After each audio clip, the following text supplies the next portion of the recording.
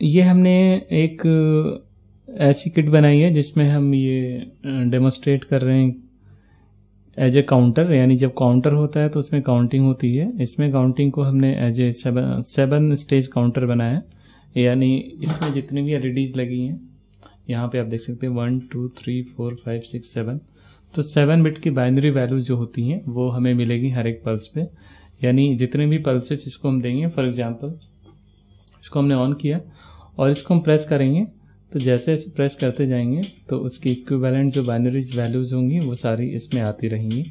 यानी ये हमने एज ए बाइनरी काउंटर बनाया है, 7 स्टेज बाइनरी काउंटर है जो हर एक पल्स को डिटेक्ट करेगा और उसको ये डिस्प्ले करेगा एलईडी के थ्रू।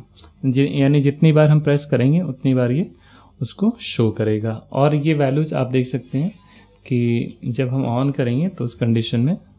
अब हम देखते हैं इस पीसीबी को हमें कैसे बनाना है। इसको बनाने के लिए आपको हमारी तरफ से कंपोनेंट्स दिए जाएंगे और एक पीसीबी बोर्ड दी जाएगी। यानी ये पीसीबी बोर्ड और साथ में इस पे जितने भी कंपोनेंट्स लगेंगे, जैसे आप देख सकते हैं इसमें जितने भी कंपोनेंट्स लगे हैं ये सारे आपको प्रोवाइड किए जाएंगे। तो ये सारे कंपोनेंट्स इस पीसीबी बोर्ड पे हमें लगाने हैं प्रॉपर डायरेक्शन में, वो अभी हम बताएंगे कैसे लगाना है। इसके पहले हम देखते हैं कि इस बोर्ड में जितने भी कंपोनेंट्स लगे हैं उनकी क्या फंक्शनैलिटीज़ है। यहाँ पे एक जैक हमने लगा रखा है पावर सप्लाई के लिए, यानी पावर सप्लाई यहाँ के से इनपुट पे जाएगा और ये पावर स्विच है जिससे पावर सप्लाई को ऑन या ऑफ कर सकते हैं। देन यहाँ पे हमने एक ब्रिज रेक्टिफायर लगा रखा है। इसका एडवांटेज ये है कि हम यहाँ पे इनपुट पे कोई भी पावर सप्लाई दे सकते हैं, आइदर एसी और डीसी। और इसके बाद कैपेसिटर लगा रखा है 1000 माइक्रोफैराड का, जो पल्सेटिंग डीसी को प्योर डीसी में कन्वर्ट करता है। उसके बाद एक रेगुलेटर आईसी लगा है 7805 जिसका आउटपुट पे रेगुलेटेड 5 वोल्ट हमें मिलेगा। और ये एलईडी है एज ए इंडिकेटर जो पावर सप्लाई को इंडिकेट करेगी। और यहाँ पे हमने एक डिकोडर आईसी लगाई है, बाइनरी डिकोडर, जो हर एक पल्स को बाइनरी फॉर्मेट में डिकोड करती है और डिस्प्ले एलईडी हमने लगा रखे हैं यहाँ पे उस बाइनरी वैल्यूज को डिस्प्ले कराने के लिए। और ये स्विच है जिससे पल्स हम देंगे इस बोर्ड को। तो हम देखते हैं इसमें कंपोनेंट्स हमें कैसे लगाने हैं। कंपोनेंट्स लगाने के लिए सबसे पहले हमें पावर जैक लगाना होगा। इसमें पावर जैक इस बोर्ड पे हम लगाएंगे। ये बोर्ड हमारा सिंगल लेयर पीसीबी है। इसमें इधर से हमारे सारे ट्रैक्स बने हुए हैं और इधर से हमें सारे कंपोनेंट्स लगाने हैं। कंपोनेंट्स लगाते समय हमें इनके डायरेक्शन को ध्यान में रखना है, यानी ये वाला कंपोनेंट हमारा यहाँ पे लगेगा इस डायरेक्शन में, और साथ में यहाँ पे हम सोल्डिंग कर लेंगे, जो भी पॉइंट्स है सोल्डिंग पॉइंट्स वहाँ पे सोल्डिंग कर लेंगे। इसके बाद इसमें पावर स्विच लगाना है पावर सप्लाई को ऑन या ऑफ करने के लिए। वो पावर स्विच हम यहाँ लगा लेंगे। इसको हम किसी भी डायरेक्शन में लगा सकते हैं, ऐसे है ऐसे। इसके बाद रेक्टिफायर है। रेक्टिफायर को लगाते समय इसकी पोलैरिटी को हमें ध्यान में रखना है कि इसका जो पॉजिटिव पिन है, यानी रेक्टिफायर आप देखेंगे तो इसके आउटपुट इसके ऊपर एक तरफ प्लस और एक तरफ माइनस लिखा हुआ है। तो जो प्लस वाला सिंबल है वो इस तरफ है, यानी ये प्लस वाला पिन यहाँ आना चाहिए और माइनस वाला इस डायरेक्शन में, अपोजिट डायरेक्शन में आना चाहिए। यानी सबसे बड़ी वाली लेग इसकी पॉजिटिव होती है, तो वो वाले पिन हमें यहाँ लगानी है। इसके बाद हम एक कैपेसिटर लगाएंगे। कैपेसिटर का काम होता है फिल्टर करना, यानी जो रिपल्स होते हैं वो फिल्टर हो जाते हैं।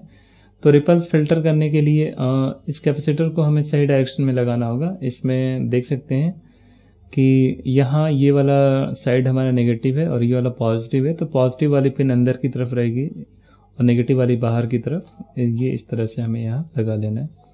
इसके बाद रेगुलेटर है आईसी है 7805, तो उसको हमें इस डायरेक्शन में, यानी फेस हमारी तरफ होना चाहिए, और इसको हम यहाँ लगा लेंगे।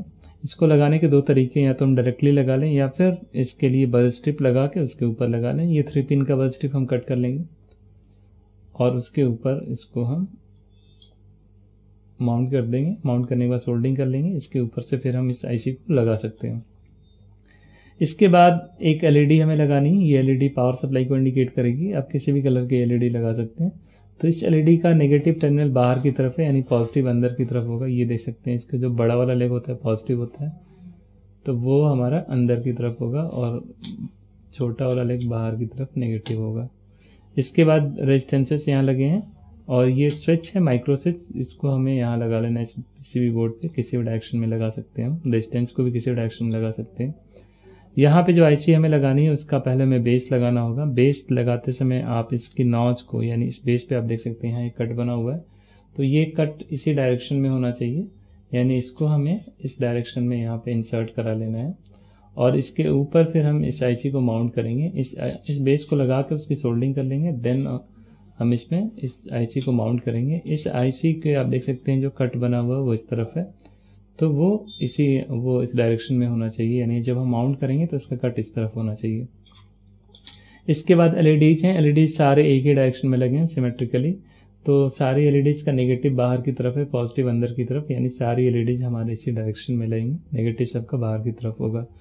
तो सारे कंपोनेंट्स लगाने के बाद आप पावर सप्लाई एक बार चेक कर सकते हैं, यानी सोल्डरिंग करके हम सबसे पहले पावर सप्लाई चेक करेंगे। पावर सप्लाई चेक करने के लिए पावर को सबसे पहले जब ऑन करेंगे, यहाँ से हमें पावर सप्लाई कनेक्ट करनी है, तो ऑन करने पे यहाँ पे हम मल्टीमीटर से चेक करेंगे वोल्टेज।